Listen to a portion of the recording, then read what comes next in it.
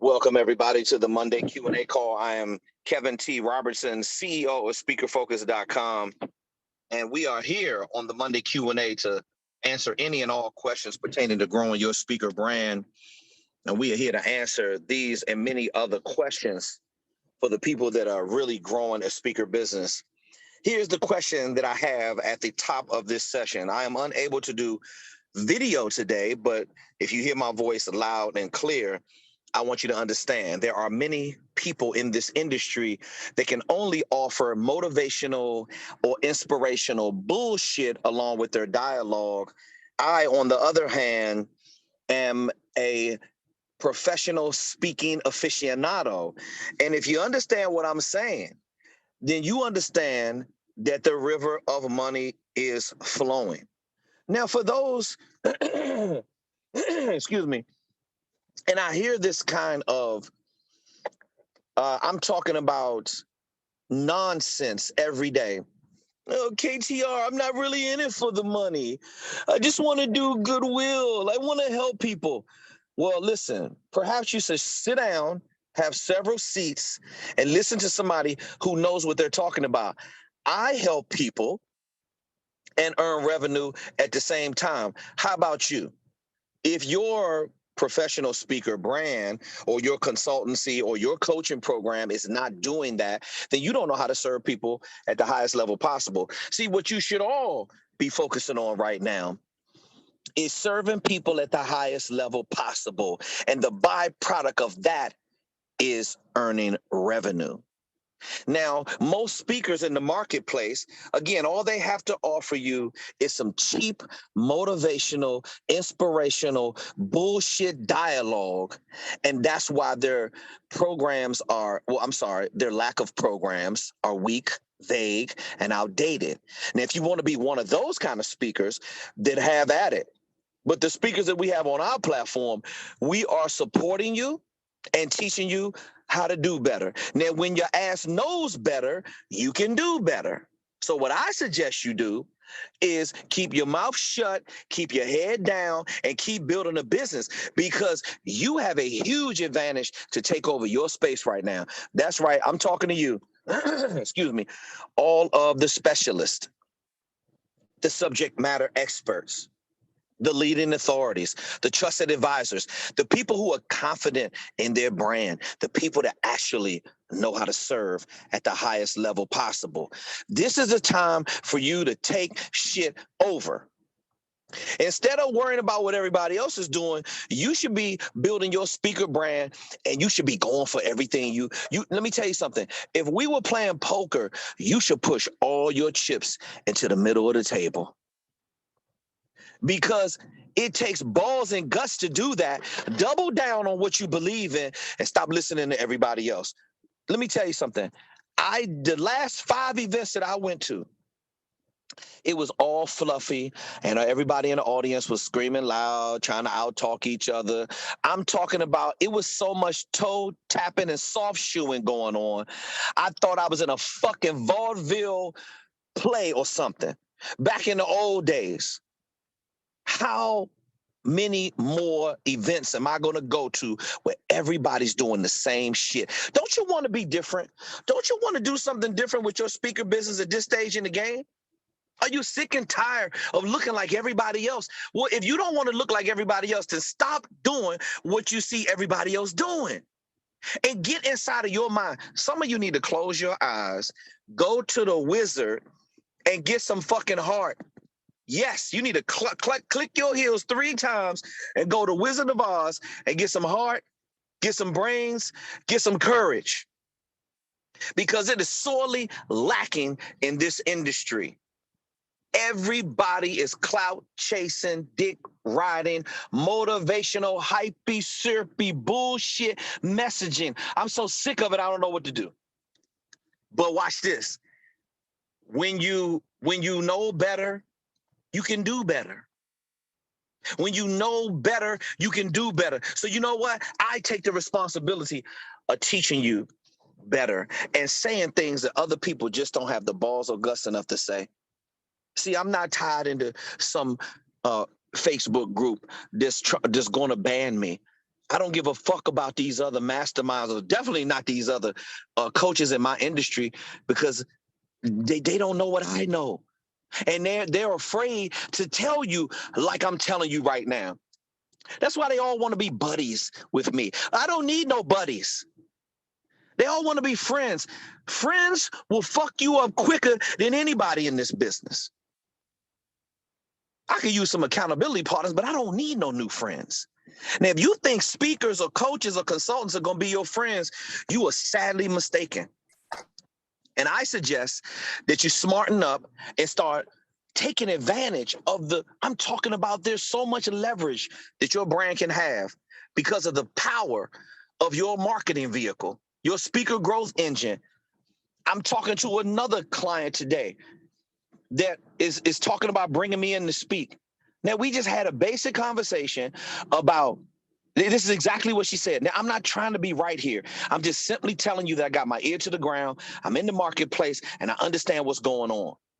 Now, if you're smart, you will make adjustments with your messaging, because as I was talking to a meeting planner today, a corporate meeting planner in my space, corporate and association meeting planner, they were telling me, she said, Kevin, you were so right. We have a huge diversity, equity, and inclusion problem. You're right. Things are turned upside down. We are trying to find our footing. We still have not recovered due to the pandemic. You're right, Kevin. We don't need any fluffy messaging in here. Oh my God, I wish I could put you in front of the board right now and have them listen to the things that you're sharing with me. And by the way, before I start telling her what my observation about the market, I asked her the simple question, the same thing I teach you on this platform.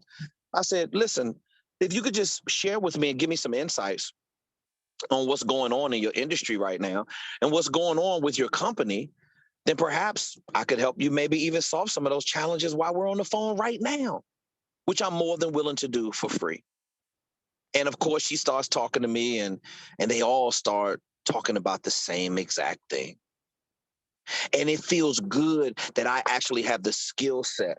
And what I'm teaching you how to do in this industry is have the skill set that when the meeting planner starts talking to you about their challenges, that you actually can help them navigate through what they're going through. And you can help them overcome their obstacles. Anita and David, I see your hand up. You can actually provide some value and help these people get in a better mental headspace. Because I'm telling you right now, when I tell you that things are topsy-turvy, it's a mess out here. And you've never had so much leverage in your life. And this is why I'm encouraging all of you. If you don't build your business and you can't construct it the right way, then you can never get it in front of a meeting planner who actually desperately needs your help. And I'm not over-exaggerating when I tell you this. These people are rocking and reeling. They're in a glass boat with people throwing rocks at them right now. Blubber, blubber, blubber. It's of titanic proportion. Are you ready to cast your net into the sea of money that's flowing? And are you ready to go get some of it? I know I am. Let's get into the Monday Q&A call. Anita, please talk to me and tell me how you're doing today on the speakerfocus.com platform. I am doing my best right now. Good. I am great. You put me. What's the word? I guess I don't know what word to use, but I know you was straight to the point. But I think there was a little bit of misunderstanding with my signature program, because I noticed you keep saying the workplace. Maybe it is the workplace, because what I am, I have someone who's finally working with me to help me do my research and reach a certain type of target audience. I let her know, I said, look, I don't know, I'm a very detailed person, so I do not know how to express things sometimes in simpler terms. And I know in my signature program, I used the word, and you was like, what the hell is mind alchemy? But the target audience I was looking at, I thought that was a good word to use because of the type of people that I am trying to approach. And these type The description right now is what I have in mind are non-religious entrepreneurs with interest in secular and metaphysical spirituality who are trying to become more spiritually awakened. It's not religious. You get me? Okay. So I'm trying, that's what I use that word, because when I was doing some of my research, I saw that in a couple of somebody's website. So I was like, okay, I like that word because it's like another word for transformation or Okay, then why don't you say transformation? Because, and let me just inject this in here. For all of you people who are philosophical, that shit does not transcend into converting a prospect into revenue. You're trying to get your target. I understand. You're trying to talk to people who understand metaphysics and all that. That's too complicated, Anita. And this is something that I struggle with people on our platform all the time. Instead of saying the word that you use, which was, what was the word that I had a problem with? Alchemy, right? mind alchemy, yeah. Yeah, okay. Well, you use it in the wrong context, first of all. And secondly, I didn't understand it. I say the words out loud when I'm reading all of your signature programs. If I'm saying it out loud, I'm saying it for a reason. Because when you say it out loud, that's how the meeting planner is going to interpret it. And it didn't make any sense to me, and it's not going to make sense to them. Let me remind you of what I'm teaching you on this platform. Okay. I am teaching you how to connect with the meeting planner. They are not, the meeting planner is not an alchemist. They could give a damn about metaphysics. They want value. Now, that's the front lines in order to give you permission, Anita, to put you in front of a specific target audience. Now, there's a lot of other little micro niches out there. Mm-hmm. But before you start trying to get fancy with it, please, I'm respectfully requesting that you learn. Copy is very simple. And the more complicated you make it, the more difficult it is going to be to convert that prospect into money. I want you to build your business the right way. I want your messaging to be simple.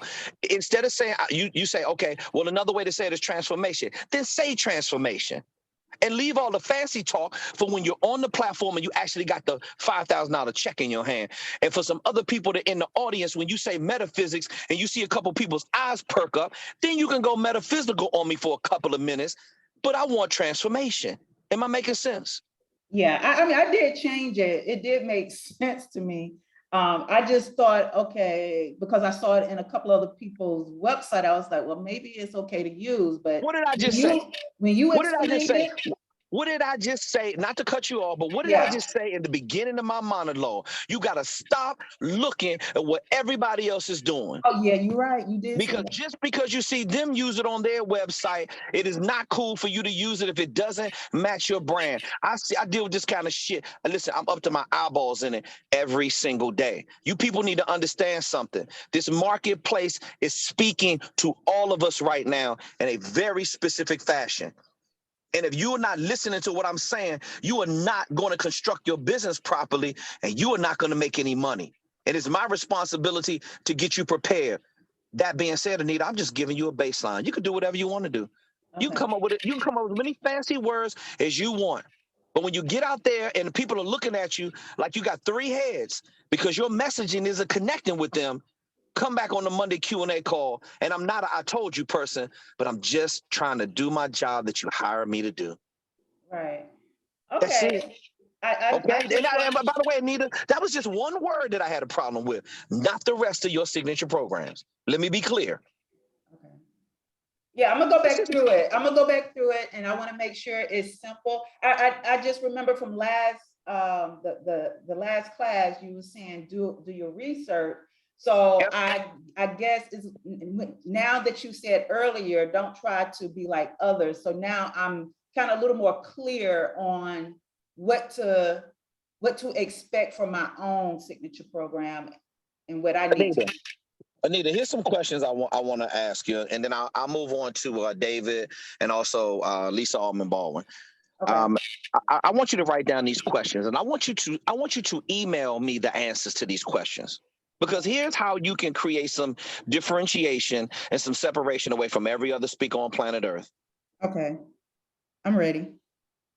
I want you to explain to me what your brand is in one or two sentences. Describe to me what your brand is. Now, if you don't have an answer for that, then that means you don't know who you are. You don't have an identity for your speaker business. So if you don't know what that is, I'll help you discover what it is. But describe to me what your brand is. Number one. Number two, who's your target audience? Number three, who is your target buyer?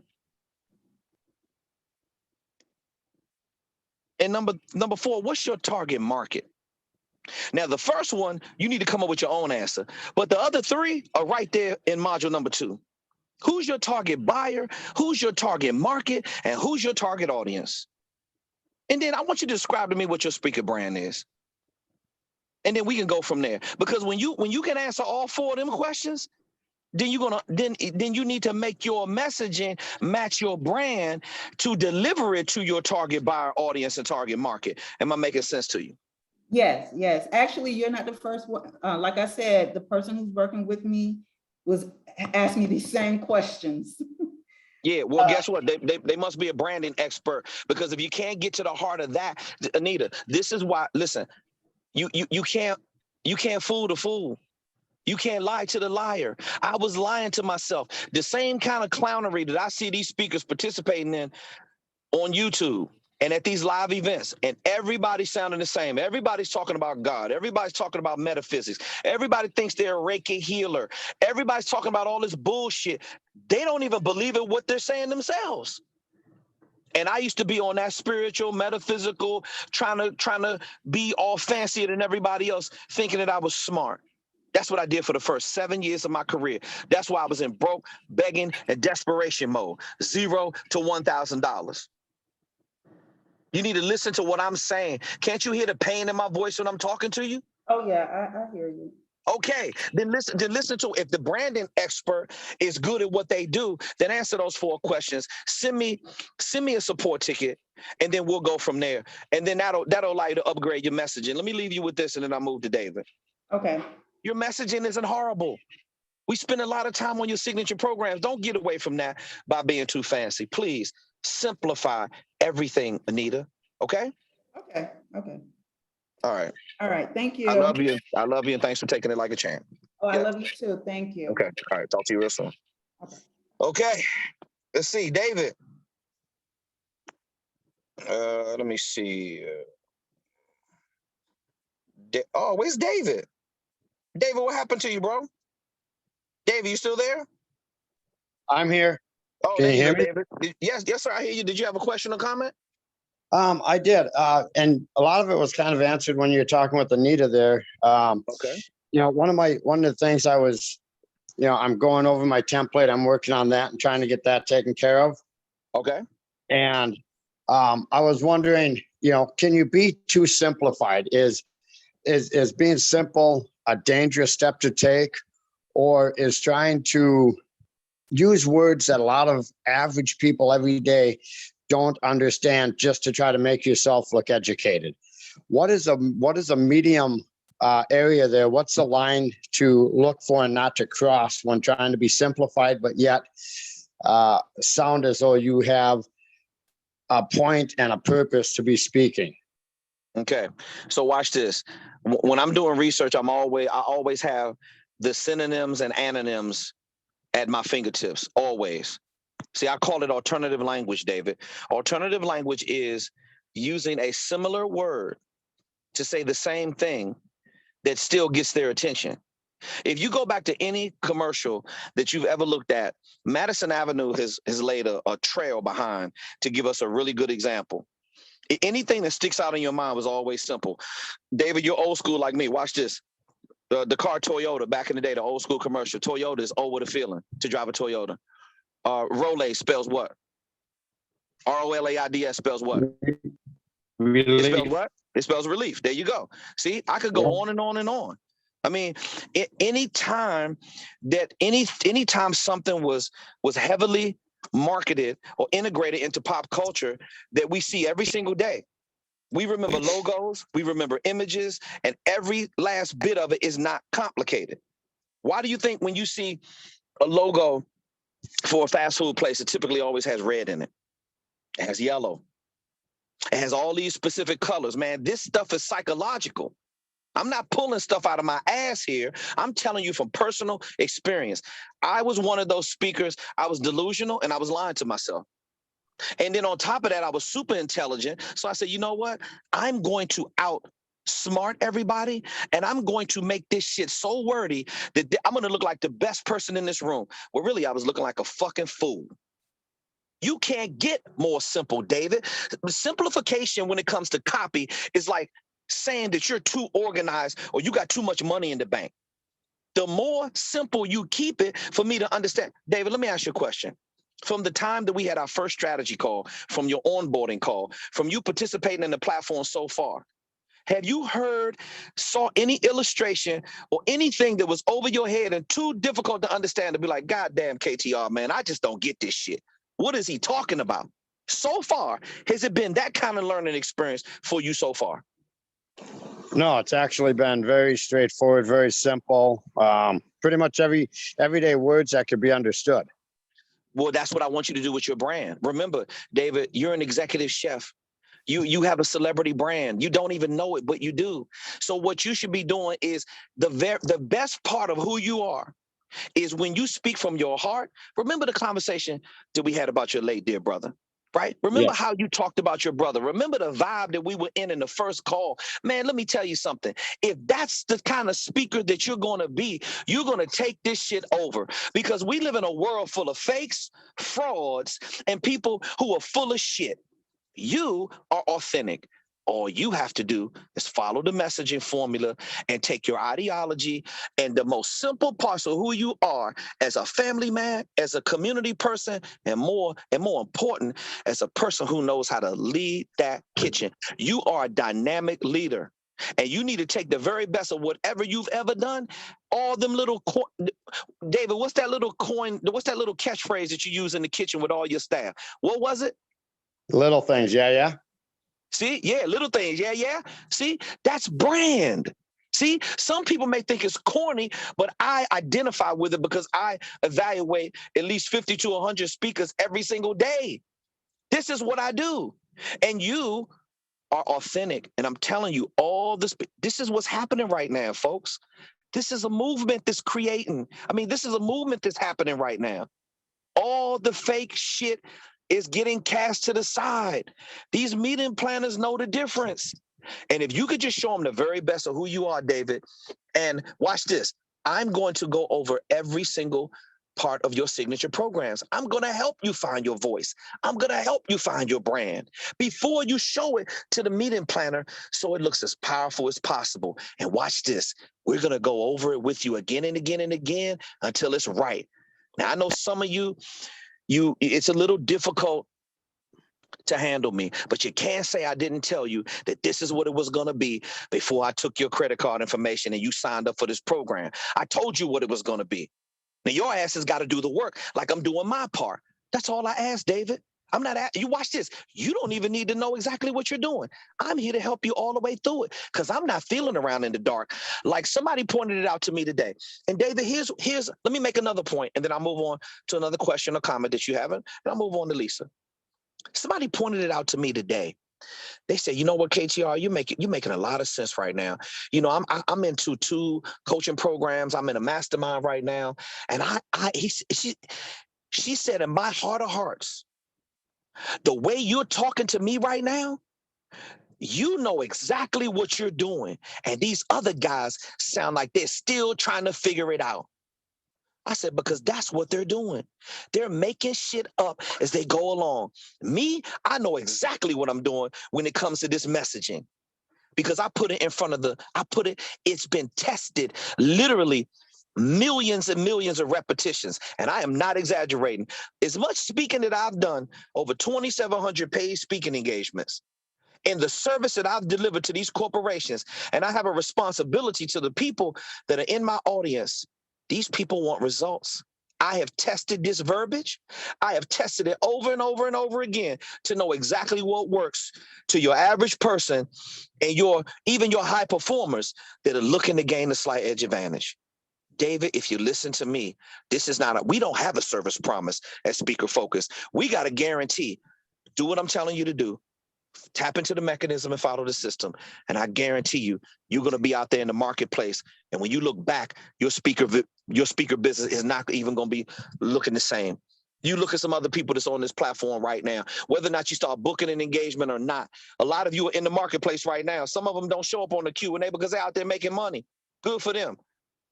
But tap into some of the people that's getting results on this platform, and you'll understand that it was all, I'm not telling you that it's going to be easy. I'm telling you that it's going to be worth it. Do you have any other questions or comments? No, the only other thing I have is when I hand that stuff in, I just email it to the support, right? Support@speakerfocus.com. That's all you need to do. It doesn't even need to be perfect. You just need to get the thoughts out of your head and let me put the polish on the diamond. That's all you need to do. I'm going to send it back over to you and tell David, you already know my style by now. I'm going to tell you, David, it looks like you were Netflix and chilling with your wife, and the opening paragraph is horrible. It looks like you wrote it in first person. It's supposed to be in third person. Please resubmit, reread the instructions, resubmit it. Once we go back and forth 2 or 3 times, your signature program is going to be done. That's an average. It takes about 2 or 3 times to go back and forth before I say approve. And then you can move on to the next assignment or the next lesson on the platform, brother. And I'm rocking with you all the way. I'm gonna have a smile on my face sitting in the front row when you get your first paid speaking engagement and you got your chef costume on with your brand and all of that. I'm gonna be right there. I'm looking forward to it. Greatly appreciate it. Talk to you real soon, okay? Thank you. Look forward to receiving your homework. Yes, sir. You're very welcome. Okay, let's go to Daryl. I'll be right with you. Lisa Allman Baldwin is next, and then Daryl Kelly. He's new to our platform. Daryl, I'll be right with you. Lisa, talk to me. Lisa, can you hear me? Yeah, can you hear me? Oh, boom, there it is. Okay, you just took the mute off. Yes, ma'am, I do hear you. Okay, yeah, I was having some tech issues earlier, so I missed your whole monologue, but I'll catch it on the recording. Oh, it's all good. Yeah. So a couple of things. One, I wanted to say thank you for helping me with how to respond to that woman who had reached out to me. I emailed her everything. It was either Thursday or Friday, and I was going to give her a few days to look it over. So I was going to give her a call, or actually, I don't have her number. I was going to send her a follow-up email tomorrow. Okay. So I'll let you know what I find out from that. So other than that, my question is, I'm kind of discouraged because, like I told you the last time I was on, I've had to pay attention to a big chunk of work I have from my regular income generating career. So I haven't been able to spend as much time doing outreach and follow-ups, and I'm trying to do, a little bit in between as much as I can. So my question is, where would you say is best to concentrate my efforts since I do have so little time? And one thing to put in there is I'm in San Diego now. Remember, I told you I was going to be here for 6 weeks, so I'm trying to follow up on all the places that I reached out to before I got here, and so hopefully I can book something on the tour. Yeah. So I don't know if I should just be focusing on that, or if that's why I want to pick your brain about that. What should I be doing? Okay, watch this. I'm gonna Auston, I want you to give some perspective on the question that Lisa asked. But first, I want to tell you this. You see, this is the test that you're going through right now, which is patience. And so you did get a response from the previous outreach. So obviously, a multitude of the messaging that you've been trying, and you have to keep trying different messaging. But she did respond to you, and now you responded to her. Hopefully she gets on your calendar soon and you can have a different kind of conversation. Lisa, you're gonna reach out to me one day and you're gonna say this turned into $5,000. And that's gonna happen sooner than later. But so to give you an idea of the type of activity you're supposed to be doing when you're short on time, let me have Auston come in here and directly answer that question for you. Okay. Yeah, still the main thing you should be focused on is getting people on the calendar. So your number one thing you should do when you wake up is do 30 to 50 outreaches. And since you don't have a lot of time, it should be focused on the people that are most likely to close, right, in the next 30 to 60 days. So make a list when you wake up every morning. Who are the people I need to reach out to? And if it's follow-up, you can do those 30 to 50 follow-ups as well, since you don't have a lot of time. So just make a list every single morning.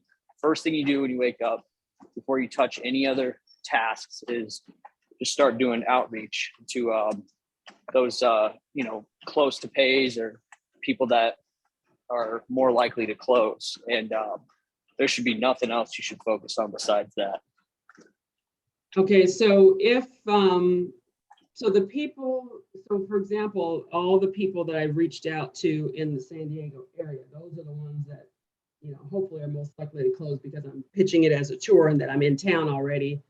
And I'll be here till the first weekend of August. Lisa, your audio is going out. Lisa, your audio is going out. Okay, can you hear me now? Yes, yeah, that's better. Go ahead. I'm sorry. Okay, yeah. I'm in a different place, so it's always different connection. What I was saying is that the ones that are most likely, or that I would like to most likely have closed, are the ones I'm reaching out to right now for the tour in the San Diego area.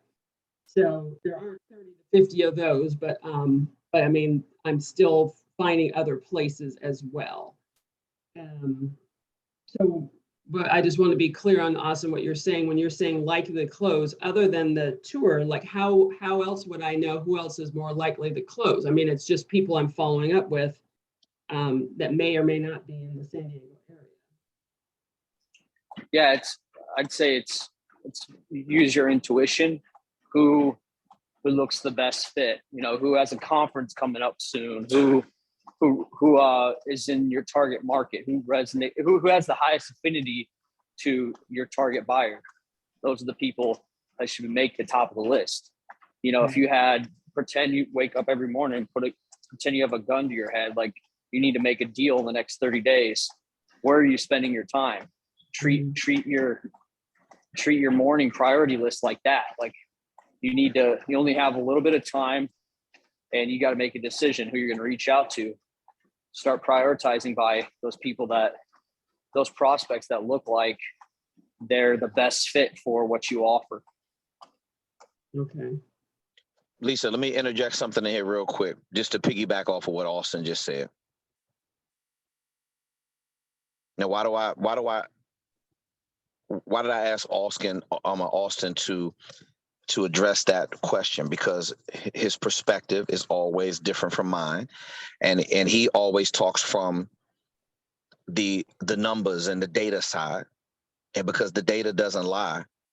Now, I can tell you from the sales side, even though he knows that side as well, but I deal with people every single day on strategy calls. And you got to understand that the nature of this business, when people are not ready, when they don't have the money, they'll lie to you. It's just as simple as that. They'll just lie to you just to blow you off, to get you out of their face. How do you overcome that? See, these are the objections that we have to deal with in sales. It's a numbers game, Lisa. The very first thing, I don't care how many times you ask Austin the question, he's going to tell you the same exact thing. You know why he told you need to be doing 30 to 50 outreaches a day? Because it replaces people who bullshit you, lie to you, don't show up, no show calls, don't show up on the follow-up calls, don't get on the calendar at all. When you're doing outreach every single day, that is the only thing that is going to replace a lead who ghosts you or who's not serious. So it's a numbers game. The reason why he's telling you to do the 30 to 50 a day, listen, if you can't do 30 or 50, do 10 to 20 a day. Right. And then what happens is now you got another meeting planner saying, oh, now I got another response. You may only get 1 out of 20. So if you're doing 100 outreach a week, but you just get 4 out of 400 on your calendar, and you can close 2, that's adding 10 grand to your calendar every single month. And that's why he said, look at it like you got a gun to your head. You got to act like your life depends on it. It's not how much time you have, it's what you do with the time you have. So watch this, Lisa, in closing. I am constantly doing what Austin said. I am evaluating. I am going back in my notes. I have a sheet for all my follow-up. I have a projection sheet of the money that's on my calendar of people who want to sign up, whether or not that's a meeting planner who wants to book me to speak, whether or not that's a consulting deal that I'm doing and getting a retainer. I got it all laid out. I am looking at the lowest hanging fruit first. Who is the most serious? That's it. Because you cannot guess who is going to do business with you. I need to be able to know this person is a good fit for me. I'm a good person for them. That's why I go through a very stringent qualifying process. At the end of the call, I tell people, listen, if you're going to ghost me, if you're going to get cold feet, if you're going to let somebody talk you out of this, don't waste my time scheduling a follow-up call. I say it just like that. Because if you're going to be bullshitting, listen, my numbers on the next day, my calendar's full. One person tells me they don't have 10 to 20K to pay. The person the next day will replace that person, the person in the same day, the next call I get on. I don't care about people because I got numbers on my side, and that's what I'm teaching you how to do. You've got to get through sheer volume, Lisa. You're going to win through attrition. You have to take the losses. You gotta trim the fat. You gotta get them out of your sales funnel if they're not serious about being a Lisa Altman Bowen business. Do you understand what I'm saying? Yes, yes.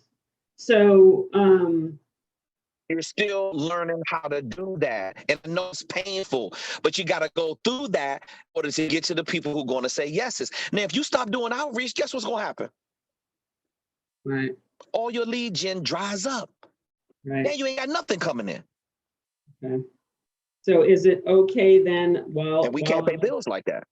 Right. So is it okay now while I'm in this period of not having much time to let some of the social media posting and recording new videos and writing new email campaigns slack a little bit then? You've done enough of that. Now, I wouldn't lack it, but maybe you can scroll it back. Maybe instead of posting every day, every other day, maybe you just post once or twice a week. Yeah, I agree with Kevin. Yeah, I agree with Kevin there. Like you just need to seed your profiles with content in the beginning, and you have plenty of content now. You know, it doesn't hurt to post once a week since you don't have a lot of time. But just to put it in perspective, you know, just 5 years ago, I was in college working a full-time job, full-time student, yet I still wouldn't be able to wake up in the morning and do over 200 outreaches per day for my consulting business at the time, and was able to do, you know, 25, 30K a month in revenue as a full-time student and working full-time job. So, and the reason why is because I was just absolutely obsessed with doing cold outreach. I wasn't running any ads, I was just doing cold email outreach. And that's all, every single second I would get spare in the day, I would spend doing outreach. It's all I was just obsessed with it. And that's what it takes. If you're just, you know, you can barely fit in 30 or 50, like cold outreaches, you're not going to close a lot of deals because it requires volume. And when you don't have a lot of money to spend on ads, only thing you have is time. And so you just spend all your time on getting, you know, high volume of outreaches. It's not fun, but it's what closes deals. You need more volume coming through your funnel. Okay. Well, that's very helpful. Thank you, Austin, for that extra add-on, because, you know, it gets discouraging when, you know, you have to go with the, you know, what's paying the bills right now. And, you know, I just feel like, you know, I wasn't getting any traction, but, you know, I'm just trying to use, you know, the best use of my time and not get too, and I totally understand. You guys have told me this a bazillion times about it being a numbers game. So I totally get that, but I just want to make sure, you know, not to get too discouraged but put my efforts in the right place. So that definitely helps. And telling me to act like my life depends on it, that's a good motivator too. Yeah, and by the way, this is not forever. This is until you have the extra cash surplus to start investing in automated outreach, which is, you know, ads, running ads, Facebook and Google ads. But until you have that money to invest, you have to do it manually, and it's not forever, right? Like we get to a point where we are, where we just, we have over 1 million people on our email list. We sent out one email last week, and we get over 150 calls booked in a few days. One email, and that's every single week, complete calendar full, completely with one email. And that's because we've invested a lot of money into ads, and it builds up your email list. But until you get there, you need to do that process. But we've both been through it. We've been through when we weren't running ads, didn't have the extra surplus way back then. And the best way to get clients that way is just manually reaching out to them with personalized emails. There's nothing that beats it. And if it's not, you're sending out a lot of emails and weeks go by and you're not getting replies, it means your copy sucks. It means your messaging is not resonating with the audience. And usually the reason it's not is because it's overcomplicated. People don't have time to read it, or you haven't talked to enough of your target audience to learn what they're actually looking for, what they desire, what is that transformation that they want. And your copy is going to suck if you're just kind of guessing. And so you got to spend a lot of time talking to people too while you're in the process. So yeah. Okay. So on that note, for either one of you or both of you, I know, Kevin, you always talk about taking people out of your sales funnel that are, not converting or not interested or what have you. How do I know when it's just a matter of someone who, doesn't have time to spend on booking a call, or someone who's just blowing me off and not reading them or what have you? The difference between that and someone to leave in there because they'll still get contacted at some point through my email campaigns. How do I know the difference?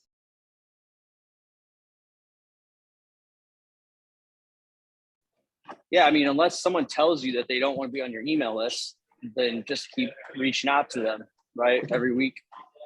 Okay. Some people have been on our email list for over 2 years and finally book a call and become a customer, and they won't say anything to us for 2 years. So, okay. Yeah, I would just keep sending them emails. I mean, not every single day, right, for months, but just, once a week is completely fine. Okay. Okay, that helps me. Like I said, I just want to keep plugging at it and not, go into the fear.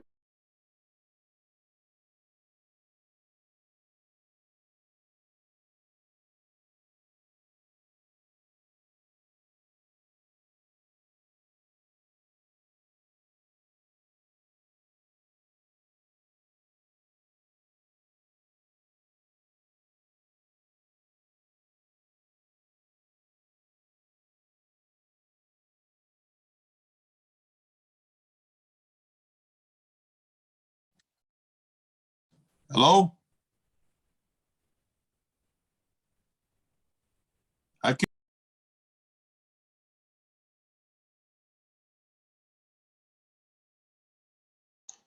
Yes, I'm here. Oh, hey. I'm sorry, y'all. That unmute button just came up. Can you hear me now? Hello? Can you hear me, Kev?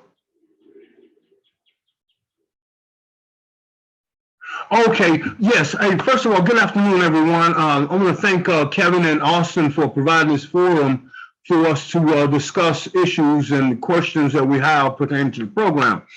I'm very, very new, but I want to thank all the attendees for all those great questions and concerns that they had, because I'm learning from your questions what I need to know to further.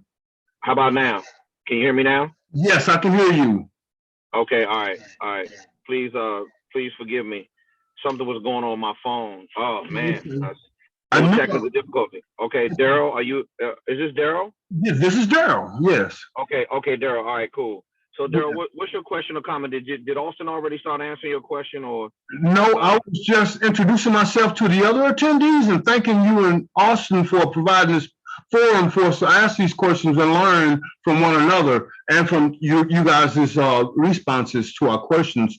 But I'm working through at week 1. I'm getting close to finishing. I will have that finished by Wednesday. And I just wanted to just say that I'm thirsty right now. You know, I'm ready to get this program under my belt. We're going to work hard. I want to say to these attendees, hey, don't give up, don't get discouraged. It's a process, you know. Hey, we're all going to be successful in doing this because we wouldn't have never got in it unless we wanted that outcome. So stay strong. We'll work through it together. But yeah, Kevin. So as far as the homework, is there going to be a spot somewhere at the end of my first week to send in my signature program ideas? Yes, remember, in the welcome email, everything that you need to be successful on this platform is found in the welcome email. Send everything to support@speakerfocus.com. All of your questions, anything you have concerns about, anything you're confused about, that's what support is there for. We don't, listen, the fastest way for us to serve you on this platform is through support. Me and Austin do not like the way it feels when we got support tickets just sitting in there. Either I'm talking to him about, bro, you need to clear this support ticket out about technical issues. He's on my ass about clearing the support tickets out about the thing on the speaking side. That is how we know that you're doing the work, number one, because you're turning in your assignments and you're advancing to the next module. And then we can give you the detailed feedback so you know that you're building your speaker business properly. Yes. Daryl, let me go back to say something. Yeah, everybody moves at a different pace on this platform. Yes. Everybody. Yeah, we're all in it together, but this is, let me tell you something. This is an individual journey. This is not a sprint, it's a marathon. You got to be in this for the long haul. So as much as you're hungry, as much as you want to do it, don't be looking ahead, bro. Just focus on one assignment at a time. Turn that in. Let us give you some feedback, and let's build to the next stage of the game. That's what we're here for. That's why this platform was built, to help you. Do you have any other questions or comments? No, sir. That actually answered everything I need to know. I'm not, you know, trust me, I'm not going to rush through it because I want all of this to be part of me, and taking my time to soak it all in. You have a lot of great information in every video, every module I listen to. And so I'm going to take my time and make sure I do this right, because this is a personal goal that I have. And none of my friends or family know what I'm doing, because I don't want to tell nobody. I'm focusing on this individually, and I'm just going to follow the process. Now, thank you for the time. Good, but Daryl, yeah, that's cool, Daryl. But you know, that's great that you're kind of going old dark 30 on everybody and going in stealth mode. That's great, because your friends and family, they can't help you anyway. And you know, the best way to have success on this platform, Daryl, is I don't want you mired in video modules. Take action. Once you turn in your signature program template, then go back in and look at some videos while you're waiting on a response of what it is that we're doing on the platform. So that's how you have success. Take action, action, action. Rico, you're up next. Lisa, I'm sure that you had another question, but I got to get to, oh, no, Lisa's gone. Okay, Eileen, I see you in there. David, looks like he has another question. David, I have some other people in front of you. Please be patient. Rico, you're up next. Talk to me and tell me what's going on. What's your question or comment? Austin, good to hear y'all. Hey, I just wanted my question is, well, I'm letting you know this. I'm going to re-record my free training video. I did see an error on my PowerPoint. So that was kind of obvious. So I'm actually going to go back in and re-record and put it back on the Webflow. That's okay. One. Then the question I did have, because I'm having people now really book on the calendar. But it's, let me see if I got this maybe for Austin. So when someone books a date and they want to book it later than the 3-day rollout or further than that, is that why when they go in my calendar, they only see like times available for that week for those 3 days that are available? or do I need to extend that rollout time? I know you mentioned that if we extend it out a little further, it increased the cancellation rate. But I wanted to know, am I looking at it right? Because when people go on my Calendly to set up a strategy session, it's only, I mean, it may only show like a couple of days on there, 2-3 days, but it's the times, it's like, it doesn't show like the next week or something of that sort for them to book, especially if they're kind of busy with what they're doing and they want to make sure they have sufficient time to meet with me to talk about possibly speaking at their event. So I just wanted to know, was that something I missed, or should I just leave it alone? Yeah, so the reason for that is the longer you have allowed people to book out for, the more likely they are to just no show or life just happens and they forget. So you got to strike while the iron's hot. So you only really want to allow people to book maybe 5 rolling days out max. Okay. Yeah, so you could increase it in your Calendly to 5 days. I wouldn't do more than that. Okay. But what it also does, there's an effect that your calendar looks more scarce and it raises your perceived value. If people just see you're wide open for, the next two months, they're like, okay, this guy has nothing going on and he's probably not that valuable. So there's there's an effect, just like Tesla, they're always like, Tesla cars are really hard to get because, everyone wants them and you can't get them right away. It's like really hard to buy them. And so some of the best things in the world, like they're just really hard to get, and it like makes them more expensive. Like Yeezys, for example, they sell out. It's like they're really expensive because you have to buy them on resale and you can't really get them because they're just limited. And you want your calendar and your time to feel like that, to feel more scarce. And so, yeah, both those effects we've seen, it's much more powerful. Now, what you can do too, if someone's like real serious and they're not just a new person you've never talked to, what you can do is just manually add them to the calendar. You could say, does next week Monday work for you? And you can just manually add them to Google Calendar and send them an email invite that way. And then they don't have to book through Calendly. But yeah, that's what I'd recommend for new people. Oh, okay. Yeah, I had that happen even today. 2 they got booked. So I had to really do something manual about it. I mean, I have Calendly too. I have another set up because it has different ones, but I manually sent that over to them. So okay. And by the way, you could also tell them, like, you should be sending them weekly email out to all these people, even the people that are trying to book a call with you. Like you should be sending a weekly email out. And what happens is every time you send an email out, you should have a link to book a strategy call with you. And so every week they have the opportunity to book a call, right? Because your calendar will be open for them to book during that week. So that's another way you're going to hit them. Oh, okay. Okay. Yeah. And thanks, by the way you have it set up, utilizing the pipe drive, still navigating through Active Campaign, but really doing the outreach or reaching out to the people, associations here, being able to put them in pipe drive. I really do like the simplicity of pipe drive, more so than the other CRMs that are out there. So definitely wanted to share that, and I'll definitely do my best to send more the emails weekly to the people that we have. I have been doing follow-ups. Like I said, I have a couple that are booked already, and there's more to come. But just the activity. I remember KTR when we met before, and you told me just more activity. Even though I may not always you don't have to have it perfect, but you just gotta act with it. You just gotta go with it. It's like when I started to learn how to tie a tie. My dad told me one time, just tie it. Just tie it. I'm like, I don't know how. It's like, then I ended up doing it. So, but anyway, thank you guys so much.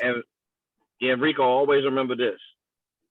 The VSL that I recorded 5 years ago, it had multiple mistakes in it. It wasn't perfect, but it's still converting at a high level. I haven't had to record another one over.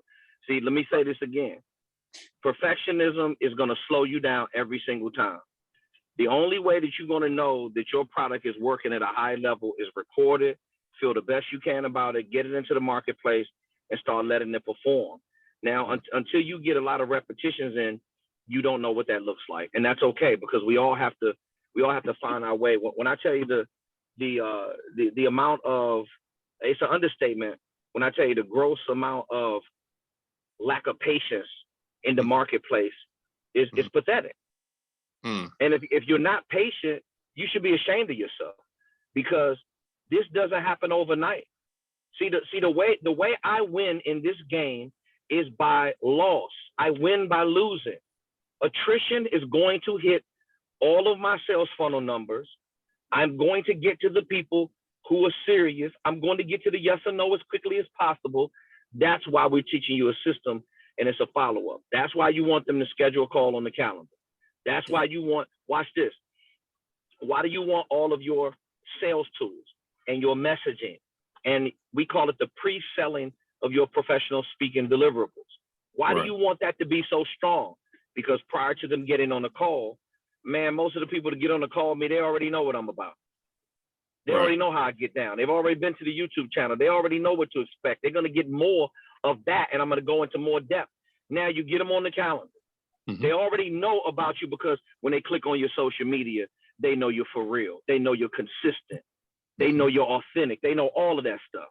Then they get on the call with you, and you're giving them an education in your industry, like all of you should be doing, like they've never had before. Again, more over-delivering. Over-delivering is like money and organization, Rico. You can never have enough of it.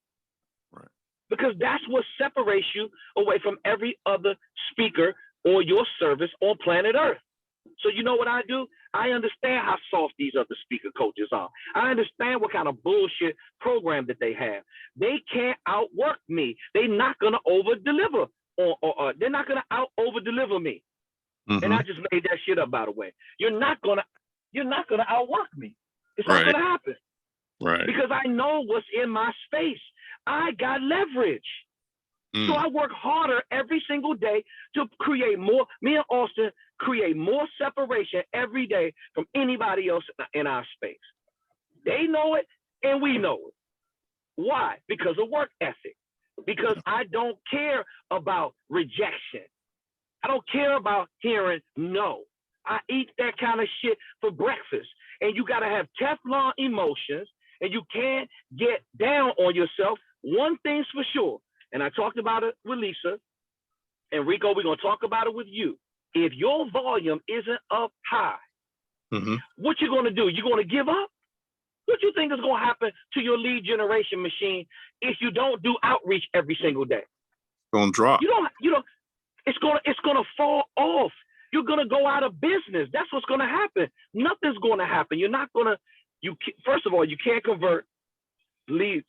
You can't convert prospects or leads into revenue unless you get them on the calendar. This is where the over-delivering starts. Once you get them on the calendar, now you got to give them more information than they've ever heard in their lives on a call. You got to listen, ask questions, and then see how it's a good fit. Then if we both agree to move forward, hey, do you feel like this call is going to warrant a follow-up call? Yes, absolutely, KTR. You're the speaker for our event. We want to be in the Kevin T. Robertson KTR business. Okay, great. Well, then let's go ahead and put a push pin on the calendar. Let me go ahead and put it on the calendar right now. Because I ain't got time to be chasing you, tracking you down, because I got a full calendar. I don't have a fake full calendar. I got a full calendar for real. You could, Austin could open up our calendar for 30 days in advance. The whole thing will be full. Well, I don't want to do that, because I want to get rid of the bullshitters within the first 3 to 5 days. And believe me, I deal with a large amount of people who are not serious about growing their speaker business like they say. But the ones who are serious, those are the ones that show up on the follow-up call, just like all of you did. And those are the ones that convert into revenue. So even when you send them the follow-up email, Rico, why are we teaching you that as well? It's the same process that we took you through. Is the same process that you should be taking your clients through. Right. After Absolutely. you had a great call with them and you agree that it's a good fit, then you get them on the schedule for the follow-up call I try to do it within 2 to 3 days. Now, once you do that, that's enough time for them to look at your speaker video demo, look at your speaker info kit, share with the board or committee members, because remember, it's typically not one decision maker. And then once they show up on a follow-up call, then that's when we're able to hold everybody accountable. I tell them, listen, what's important to me is that you look at the follow-up email, because it's going to answer every single question that you have. You're going to have a video in there, all kinds of links. It's called social proof. They're going to do their due diligence on you and try to pick your shit apart like you're not for real. It's your job to show them that you are for real. And that's how you close a lead. You got to take them through the whole dance. And some of you are bitching and moaning and complaining, and you haven't even put in the proper repetitions. This shit is ridiculous. Now, how do I know? Because I used to feel the same exact way, because you don't like the way it feels uncomfortable. You don't like the way it feels that you're getting rejected. You don't like to get the fucking door slammed in your face like we all have to face in sales. Grow up and get real about what you're dealing with. You got your family and your livelihood on the line. I take it serious. Now, if you look at it like that, man, y'all are preventing me from taking care of my family. Now, you think I'm gonna allow that to happen? No, I got people relying on me every single day. So I get up and I get to the yes or no as quickly as possible. Now, Rico, you know why I don't care about whether or not a person says yes or no to me? The funnel is so filled up. Because no. Listen, because I give away more free information than anybody else in my space. I over-deliver and I serve people at the highest level possible. That's why I don't care. Because if you can't get anything from me after how much I busted my ass for you in the first call, and I gave you $100,000+ worth of information for free, you don't deserve to be in my sales funnel. So your ass is gone. Right. That's why I don't care. I work hard every day to serve. That's why we earn revenue.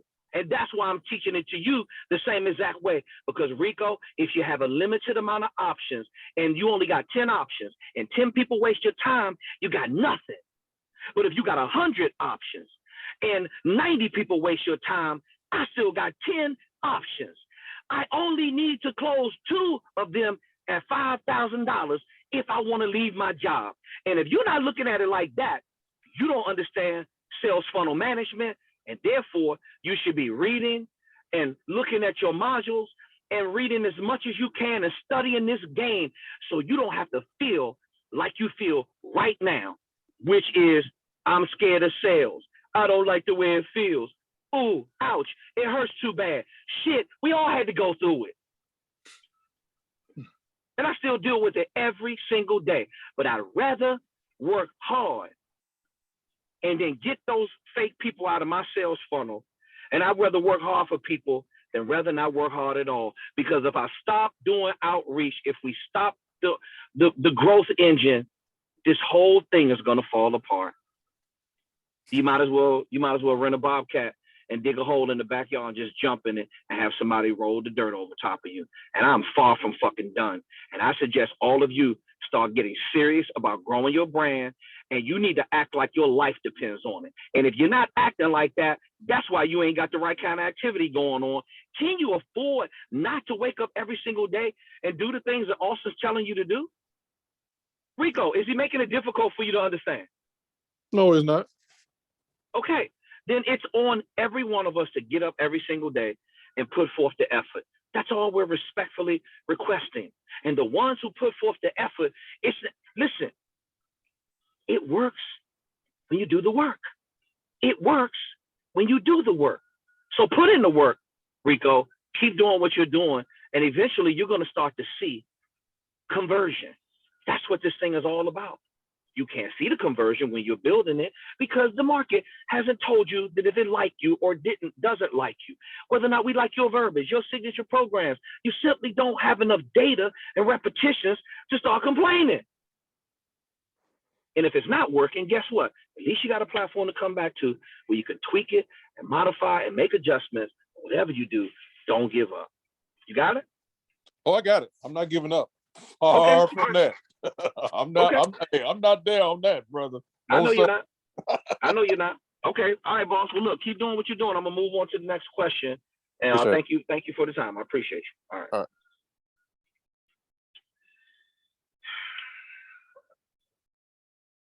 Eileen. Hey, Eileen, can you hear me? Hi, KTR. I can hear you now. Okay. Yes. Eileen, just give me one. Eileen, give me 1 second, okay? Okay. David, I know you already came up and asked a question before. Just out of respect for Roger Broussard, I am going to put Roger in front of you because he's been waiting a very long time. Roger, thank you for your patience. I still see your hand up. David, I will get to you as soon as I finish up with Eileen. I like to be able to take my time with everybody. We are not in a rush when you have a question. This is what I'm here for. This is how I earn my money on the Q&A call. Eileen, how can I help you? And how have you been, first of all? Well, I've gotten a job, so I'm being very transparent so that I can grow my speaker business because I realized that I needed to do the business part of it in order to go where I need to go with my speaker business. I feel you. Doing what you got to do. Absolutely. But my question today is one of the former provosts of my university had recommended me to do an event coming up on August the 11th and for me to be the speaker, and it's for the staff. Okay. And I was trying to figure out if I should take it because I don't have the business part set up for my speaker business, but I do have the business part set up for my counseling program. Okay. So should I take that? I don't want to get out there and then, they put go forward with it and then the business isn't set up.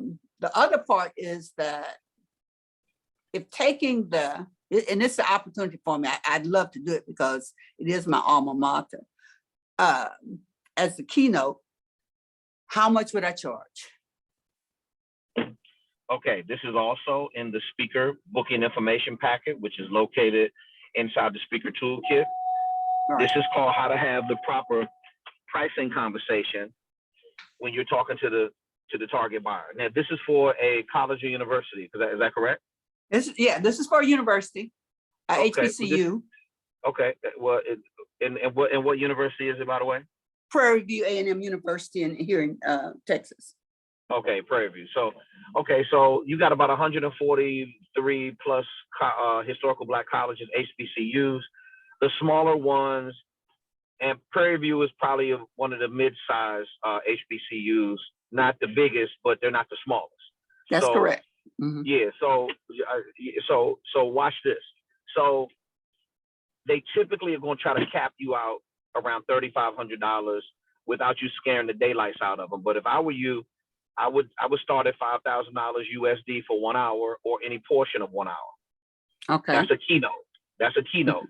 Now, in the speaker booking information packet, if they want you there, obviously for a half-day program, it's 2 to 4 hours. That should be $7,500. For the full-day program, which is 4 to 8 hours, that should be $10,000 USD.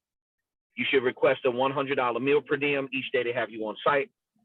Ground transportation is luxury town car, SUV, or limousine that picks you up to and from the home or tour city destination airport.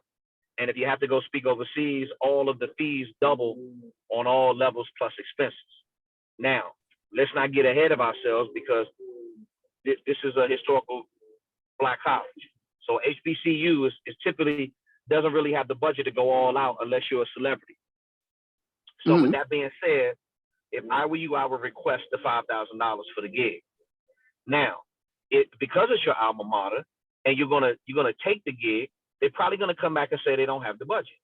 So let's just try to go for $3,500 with all of your expenses included. Now, if that's a local, is that a drive gig for you, or do you have to fly? I know Texas is big, so me saying that you can drive, you can't drive everywhere in Texas. Some places you got to fly, like from Houston to San Antonio, stuff like that. Right. It's local. It's about an hour, and I have I'm canceling an engagement in order to go there. So I don't want them to have to pick me up or take me back. I just want to make sure that if I take the gig, that I can, just charge them exactly what the keynote speaker should charge. Okay, well, let me ask you this: have you had a meeting with them to talk about budget? No, they called today. As a matter of fact, that's the reason why I thought it was good timing, because of the call. So, and I told them that I would follow up with them after I try to cancel my other engagement. Okay, listen to me carefully. This is how you need to. This is how you need to work this deal out. I'm gonna teach you how to put this whole deal together. All right. Ask for the 5,000. Okay. Typically in the college market, they don't have your check until you get on campus. So you're probably not going to get a 50% non-refundable deposit up front. But that's okay. It's your alma mater. This is how you need to look at this deal. You need to look at this deal like, well, first of all, they need to have 3 things to let you know that they're serious about being in the Eileen Peters business. And these are the 3 things that they need. They need to have a date. Do they have a specific date for the event? Yes or no? August 11th. August 11th. Okay, you got a date. Second thing they're serious is they got a venue, whether or not that's virtual or boots on the ground. Do they want you to do it virtually, or do they want you to be on site? Boots on site, staff and Is this for staff and students, or employees? It's for the employees of the university? Is that correct? Staff, yes. Staff and okay, employees. No problem. Yeah, I've done a lot of those. Those are a lot of fun. Those are a lot of fun to work with people with high levels of academic in the education market, I should say. That's it's a lot of fun to do that. Okay, now, so the next thing is budget. So when are you going to have a meeting with them about the budget? I'm going to talk to them tomorrow, so I can set it up. Okay, so since they reached out to you, watch this. Don't overthink this, Eileen. Okay. You don't need a website. You don't need any sales tools right now. You don't have to have your speaker business constructed. They're going off of your resume because you graduated from the university. So you're already in there. Okay, so this is how you're going to make the most out of it. You're going to ask for the $5K for your fee. If they can afford to pay for your expenses, then that's going to probably be a gas budget, or typically a rental car budget. Sometimes you got to do things within reason without trying to act like a prima donna, right? Right. So gas is expensive. So make sure you ask for enough for gas to cover it and a meal per diem, just so you can make sure that may be $250 on top of the $5,000 you asked for. Now they're probably going to give you some blowback, and they're probably going to end up giving you $3,000. I'm just letting you know how the HBCUs do. This is their mindset. They don't really have a lot of money, but they're probably going to be able to pay you something. So work it out, negotiate it. But this is what you can get out of it, so that you can literally take the keynote from that. This is what you need to. This needs to be a prerequisite. Right. You need to have them videotape the event. You need all the footage from your keynote from the event. If I were you, I would get the background footage. I would get the footage of the whole event, because if you get the right kind of video editor, they can do a really nice sizzle reel from one keynote. Now, you also need pictures from the event. You also need to ask them for 3 referrals prior to you even doing the event. In your speaker booking information packet, and Eileen, if you have a difficult time locating where it is, send a support ticket to support@speakerfocus.com, and I will make sure that you have the booking or the speaker engagement agreement, because you're going to put all of the stuff you're requesting in the rider to your speaker engagement agreement. Okay. You got it? Yes. Ask for pictures, ask for referrals, take pictures with the meeting planners and any other alumni that's going to be there. Get pictures with them all. If I were you, I would take a family member, I would hire a photographer, and I would take them with me. So I would have my personal pictures, then I can get the event photos as well. Okay.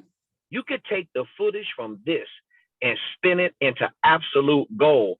Then watch this. I understand you had to go back and take a gig, but then you could take all of that on top of the credentials that you already have, with the pictures with Nikki Giovanni and then all of that other kind of high profile stuff you've done, and you could complete building out your speaker business over the next 2 or 3 This is a months. connection to Nikki Giovanni because the provost is friends with her. So that's why I was asking what I should charge, but I want to do it from a professional standpoint. So I don't want to overbid myself because it's an opportunity. Okay. Well, first of all, your fee is your fee. Okay. You watch this. You see, this is a problem that people have. So you watch. This is the mindset that you have, and I need you to get out of that. Watch this. I'm gonna show you how to get out of it. So I used to think, oh man, if I charge too much, I'm overbidding myself. Right. Did they tell you they're looking at 10 other speakers right now? Or they want you. They wanted me. Okay, then you're not overbidding yourself. It's not a price war. It's okay. They want you, so you should start out with your fee. If they cannot pay your fee, right? Watch this. Your fee is $5,000. Let's say they only pay you $3,000. So now you have. Okay, so in order to accept that gig, that's in the speaker negotiating menu, which is inside the booking information packet. Which if you don't know where it is, I'm going to send it to you. Send me a support ticket. Now, okay. So now you need to. I'm going to reinvest, Mr. or Mrs. Meeting Planner. I'm going to reinvest the $2,000 back into your event, into your university. But I need to get a return on my investment. And this is how I'm going to get a return on my investment. If they don't give you the 5, whether or not they have the 5 or not, you're going to tell them you want video, you want pictures, you want 3 referrals. If you book 1 out of that, guarantee you somebody is going to ask you to speak out of that 1 event. You need to make this engagement happen by any means necessary. If you play your cards the right way, not only can you get paid, but you can get all the footage you need to complete all your sales tools and take your speaker business to another level. And you're going to get hired from that event to come back and do something else. All you got to do is go in there and crush it, which you're capable of doing. Right. We're not even worried about your ability to deliver the service, Eileen. We're not even worried about your ability to speak. That's what you do. Yeah. You got to put the deal together the right way. So keep me close to you for the next couple of days and let me help you put the deal together. And that's what I need, because that's the part that I'm missing out. That's my weak area. So I do need that. But don't worry about it. I got you all covered. Did you take notes of what I just told you to do? Yeah. I have the date, the venue, and the budget. The $250 estimated amount for the gas and the meal. Prerequisite is that I would get footage from the event. I need a photographer. I need to take pictures, and I need 3 referrals. Basically, I can hire a photographer, take someone with me, and I can negotiate if they tell me they don't have the 5,000 and tell them I'm going to reinvest the 2,000 back into the university. Or whatever amount that is under the fee in which you require. That's what you're going to tell them. You're going to see, that's how you save face on a deal if you have to take less. Because you're thinking, oh, I don't want to ask for too much, but then, well, I just don't want them to give me whatever they want me to have. And that's why your fee is your fee is your fee. You cannot be afraid to ask for it. You are worthy of it. You have a professional track record, and you know what the hell you're talking about. On top of that, you're an alumni. So don't be coming to ask me for free just because I'm an alumni.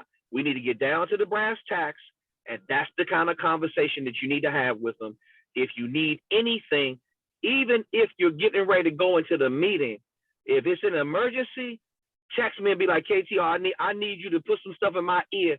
I got a meeting in another. If I know that you get ready to go into a meeting, I'll talk to you again for a couple minutes and coach you through what you're supposed to say. Okay. Well, if I can text you tomorrow after I speak with them, and because I want to go ahead and get it started. I don't want to sit on it. Of course. You got a hot lead right now. They want you, Eileen. Tell them what you want. Stand on it. Don't be afraid to ask for it. Keep me in the loop and let me know what's going on, okay? Okay, so what's the number where I can text you? Because I have this I have the other number. Can you send me the number to text you where I can get you directly? Yeah, send it.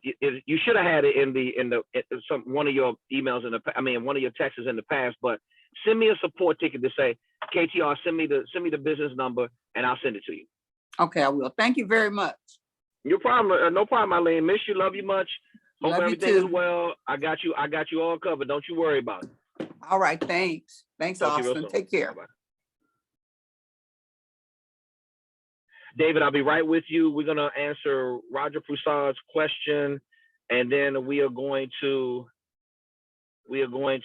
probably wrap up the Q&A. So, David, just give me a second with Roger. Roger, can you hear me? Yes, sir. I can hear you, boss. Hey, what's going on with you, champ? How you feeling? I'm good, man. That thing in England didn't pan out. I did not get a response after I sent the booking information. I don't know what it was. I got 2 emails from them. One was beautiful and glowing, but I assumed it was on, so I started practicing my speech. Okay. And that's one of my first questions, because I practiced my speech, I recorded it, Okay. and I really couldn't judge it.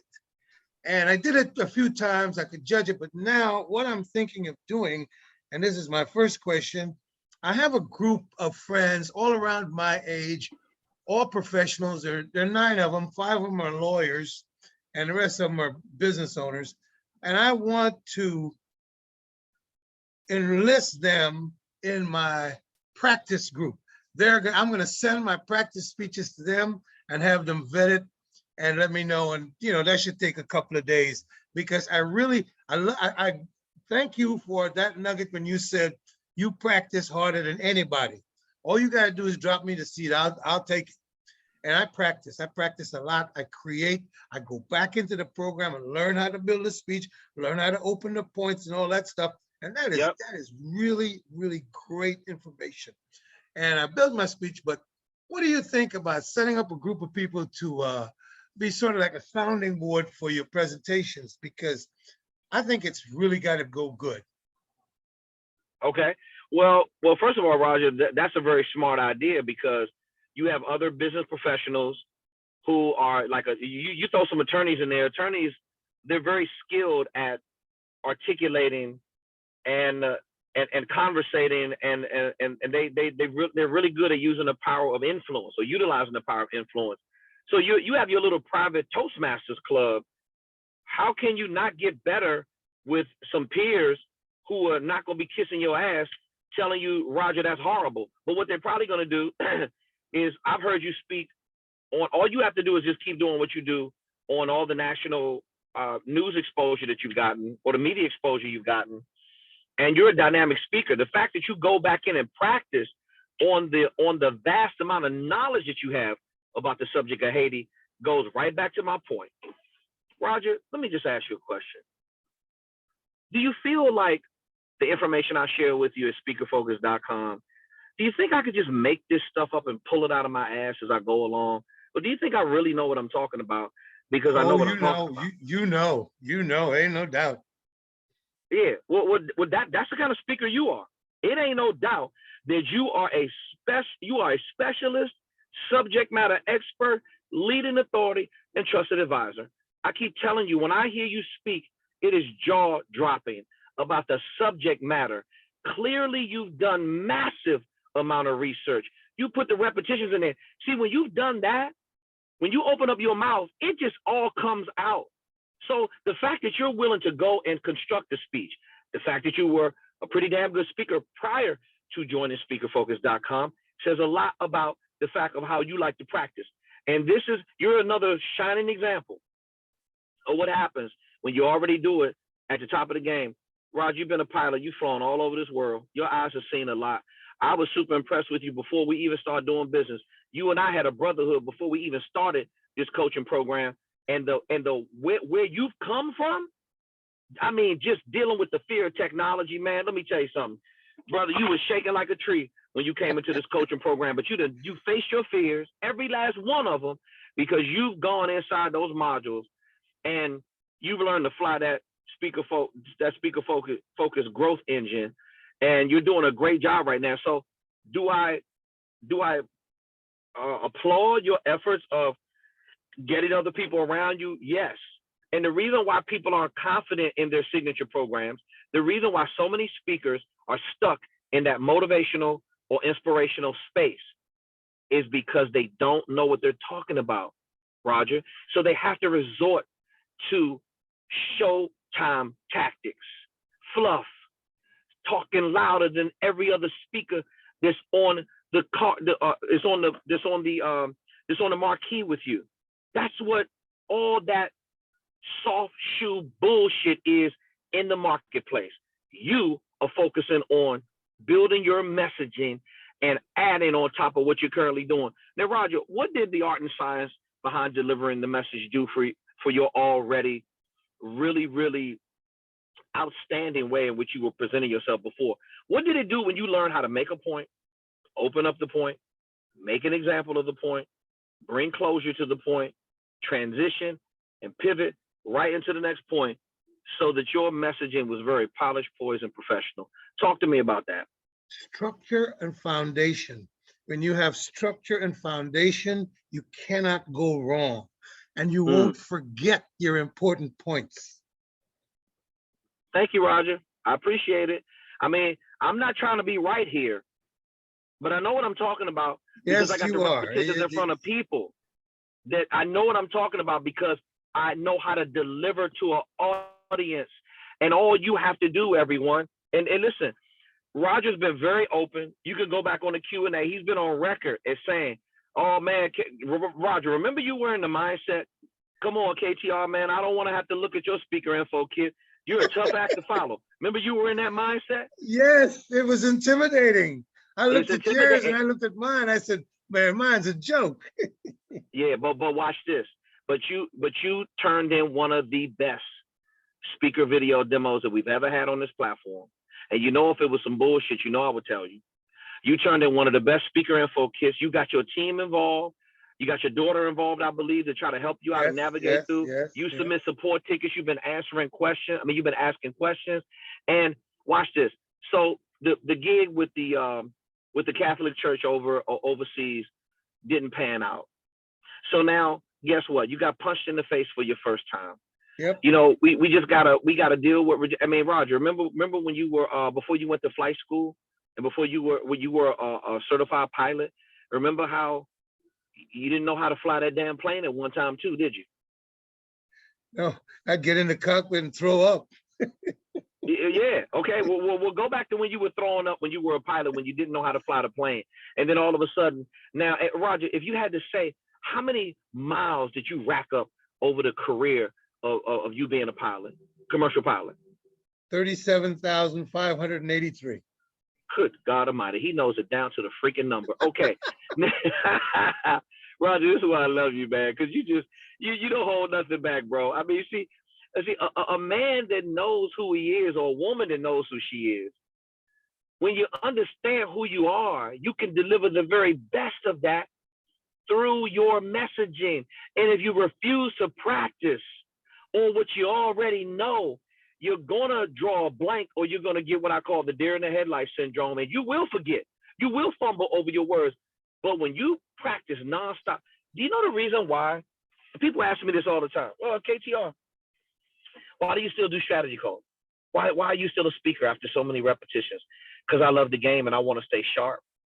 And I'm still thinking to myself, Roger, when guys used to try to bully me just because I had curly hair when I was a kid, when people used to try to talk about me just because I was talented, they try to make me believe that I was a horrible person when I knew I was brilliant. I still got a chip on my shoulder from every last asshole who tried to make me feel like I was less than. But you know what the universe put inside me, Roger? The same thing it put inside of you. Stick-to-itiveness. I'm a very determined person. Roger, you cannot beat a determined person. They will kick your ass every single time. I am more determined than anybody else in my space. And that's why I was put here and designed to be the world's #1 speaker coach and America's leading focus expert. Now, if you have a lack of confidence, that's your fault, because confidence comes from doing. And the more you practice, the more confidence you have. And eventually you're going to develop supreme confidence, which is the highest form of confidence you could have in your skills and your abilities. Roger, you had that prior to joining Speaker Focus. Damn, look at you soaring now. Well, I got something from the people, even though they kicked me in my mouth. I got a chance to build my speech and work on it, because if they had said yes, I wanted to be ready. That's right. That's right. So watch this. Now, in closing, unless you have another question Yeah, or comment, I'm going to get to David, and we're gonna wrap up the Q&A. So this is the last question I'm going to take, which is David. Then we're going to wrap the Q&A. If you have any other questions, you know what to do. Submit it to support@speakerfocus.com. So now, Roger, is a time for you to transition or pivot in the coaching program, and then you have your speaker business built out. So you should be spending most of your time doing outreach. If you're not sure how to do that, go back in module 5, and then let me and Austin walk you through the kind of outreach you should be doing, the kind of target market that you should be reaching out to, and then get the repetitions up so we can help you book some speaking engagements, because no is just part of the game. There are going to be so many other people that do want to hire you to speak that are going to be in the business of being serious about hiring you to speak. And we want to walk you through that as well. So I need you to get your repetitions up with doing outreach. You've already built the messaging. It's already solid. You have your speaker video demo done. You have your speaker info kit done. You have your website done. You have leverage. Act like it. Go in and start doing outreach.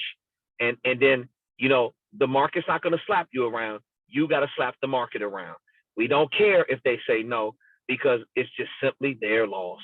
If you think you can find another subject matter expert who knows how to talk about Haiti like Roger Broussard, good luck with finding that.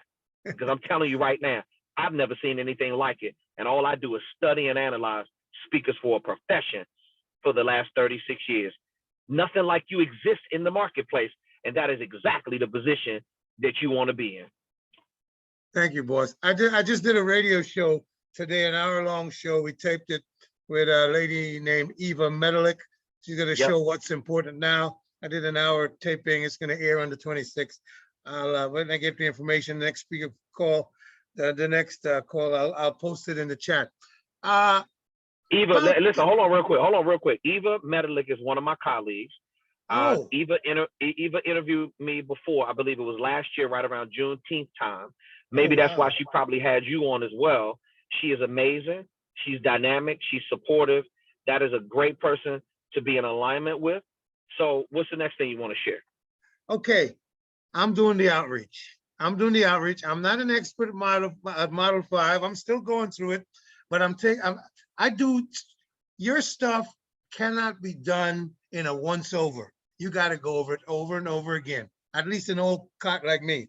Now, what I'm coming up against is when I do my outreach. Now, I teamed up with another guy and we bought some leads.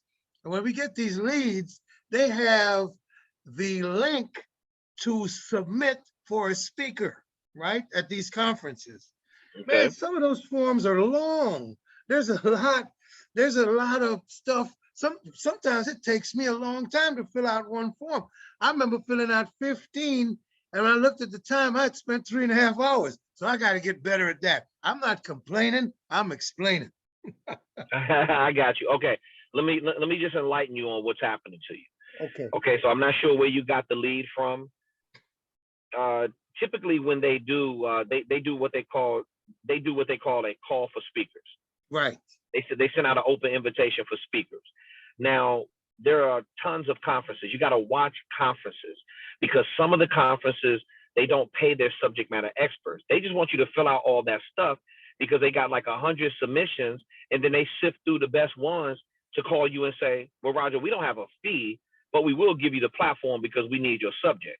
Now, that's cool if you want to get some repetitions in, but you're going to get tired of doing that.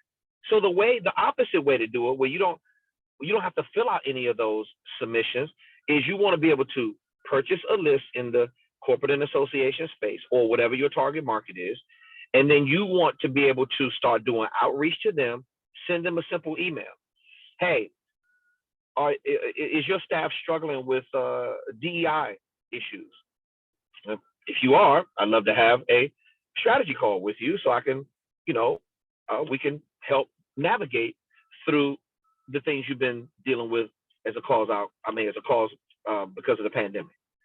Something real simple like that, and then try to get your calendar full. Now what's going to happen is when they schedule a call with you, understand what this is. When you call them, you don't have as much leverage.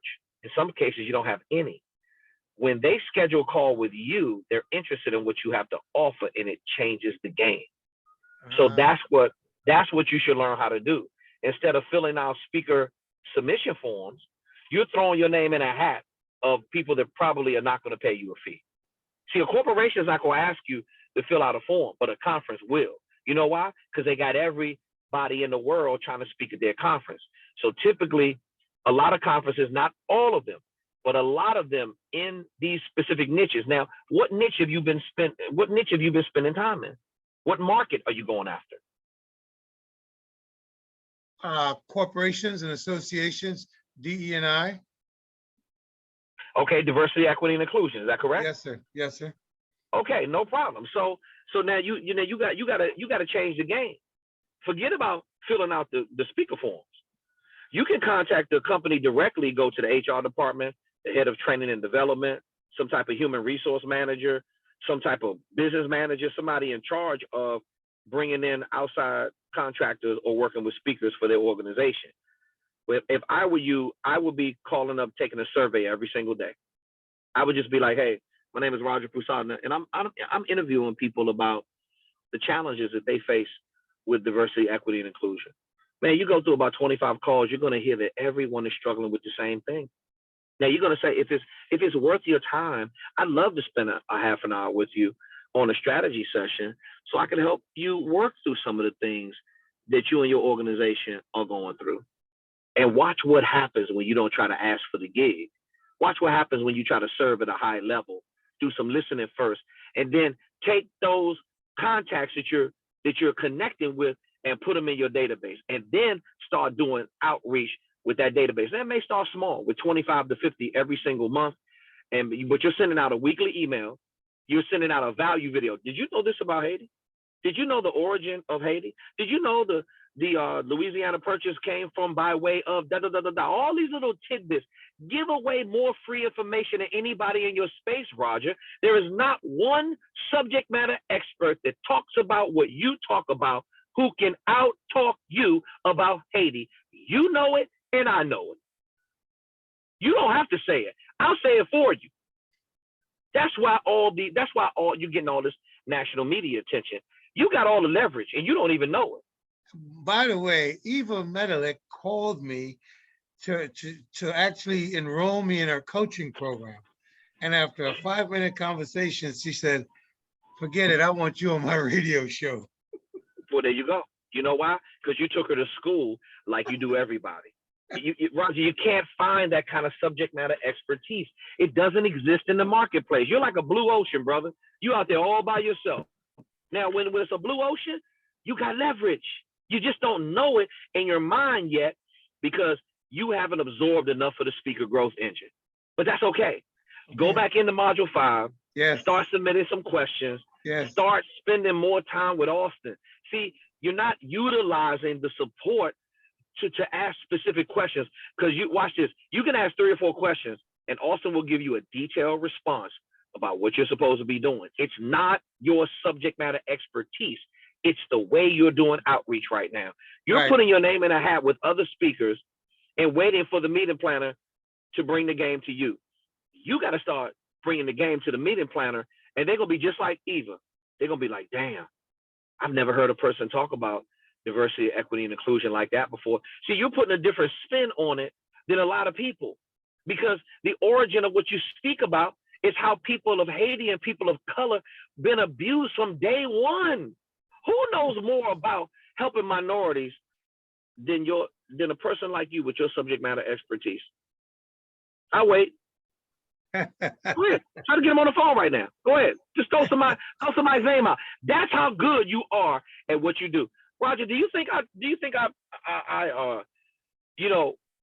just making it up like Muhammad Ali when he said he was the greatest at 21 years old? I beat Sonny Liston. I don't have a mark on my face. I must be the greatest. God talks to me every single day. I'm the greatest. Before anybody else started calling him the greatest, that man knew that that's what he was. He knew what his assignment is. He forfeited 3 years in his prime of money, so that because he was willing to face machine gun fire and die for what he believed in. And that's why he was the greatest, because he knew it right from the beginning. Now, he didn't go around apologizing for it, just like I don't go around apologizing for being the world's #1 speaker coach. I call them clowns. Come on, man. I call them clowns because what you want to call me and have a debate about it? You want to call me and find somebody else who delivers value at this level? This isn't arrogance. These are facts. You are the best in your space. Start acting like it more. Thank you, sir. Okay? We're here to That's all help I you. got. We're here to help you get the money. Spend more time in Module 5. Start spending more time with Auston, and we're going to get you to the bag. That's all. Listen, Roger, you've done everything we asked you to do. You built your business properly. It is sound. Now you got to have that outreach sound. And when you do that, you're going to start seeing the speaking engagements start trickling in. And just like I told David, I'm going to be sitting front row when you get your first high fee speaking engagement, and we're gonna be breaking some bread. We're gonna go out to a nice dinner afterwards. We're gonna be laughing all about it. Roger, remember how when you were terrified? Look at you now. I can't wait. Thank you, boys. Have a good one. Thank you very much. I really, I love you, man. really I love you. We appreciate it. believe in you, brother. Thank you, Lisa. Thank you, Anita. Great guys. No problem, man. Oh man, I love it. I love it when they get the breakthrough. Okay, Roger is let me lower the hand. Okay, David. We're gonna take one more question and we are going to round out the Q&A call, and I'm going for a walk on the beach. David, talk to me, brother. You got another question or comment? Yes, sir. I greatly appreciate you taking another question from me. I really feel like a rookie with all of these experienced people on this call, and with all the knowledge and experience that so many of them have had. My question is it too early for me to start putting together calls and emails to try to book speaking engagements at where I'm at right now with the background that I have from doing previous speaking engagements, but not getting paid for any of them? Okay, that's a great question, David. That's a great question. Very rarely do I have a question that's that simplistic and it deserves this kind of answer. So here's what I would do if I were you. It's not uncommon at all when you have a subject matter expertise just like you do. I call it a lot of professional cachet. You have a lot of contacts. You're very experienced in your industry, just like Roger is. So I know there's a lot of chefs out there, executive chefs, and they're doing their thing. It's a great way to build a brand because people love food. It's a nice conversation piece. So marketing yourself as a chef is just an extra bonus because everybody wants to be around somebody that knows how to put something in your stomach to make you feel good, man. And my God, do we need more of that? So what I would say to you is, I would say it's a lot like what I told Eileen Peters. She's an alumnus of a university, and they reached out to her. So now we don't need to have the sizzle like we normally would have to have in order to make a connection with that meeting planner because they want you. Probably same way in your industry. You've done some speaking before in the past. Maybe they didn't pay you. So maybe you should make a short list, David, or maybe 10, 15, 20 leads. Reach back out to them. Let them know, hey, really didn't know what I was doing from a marketing standpoint when I reached out to you before, but I'm a lot better at it now. I wanted to see if it would be any possibilities of us working together again. Maybe they're willing to have a budget this time, David. Maybe they don't. But maybe you can get another engagement out of it and get some content. On the back end, you could use that content, video, pictures, to build your speaker business. See, there's always a way to grow in this industry, and it's always a way to win, whether or not you're getting paid or not getting paid. What I would say is maybe if you make a short list of 20, maybe you can book 20 without any sales tools. That is not uncommon, and it is not out the question. Why? Because you already have a relationship with them. What the sales tools do with new clients is It gives you leverage. It shows them the signature programs. It shows them the speaker video demo, the speaker info kit, and also the website, so they have a reference point so that you can establish some credibility with a new person. But with people that already booked you before, David, you already have credibility. Am I making sense to you what I'm saying? Absolutely. Yes, sir. And the only thing it takes for you to do is reach out to your clients. I'm reaching out to all my old clients, all my old database, and I'm just reconnecting with them. Hey, how's everything in your HR department? Hey, how you been? How you and your family been making it through the pandemic? I'm not trying to do business with them, David. I'm just making a reconnection. And you know what all of them are asking me? Oh, KTR, that's so nice of you. Let me not be rude. How are you and your family doing? Oh, we're making it. Hey, I almost died of pneumonia, but it wasn't COVID related. I'm still kicking. And then we get into something else. So KTR, what have you noticed about a lot of what your clients are going through? Mr. or Mrs. Meeting Planner, probably a lot of what you're going through as well. And all of them are suffering from the same thing. David, you know that every kitchen in the world is all struggling with the same stuff. You are a high-level executive at being able to quarantine those problems, deal with those deficiencies, and overcome those things that are going on in your industry. Would you agree? Absolutely. Yes. Or you can do it with your eyes closed.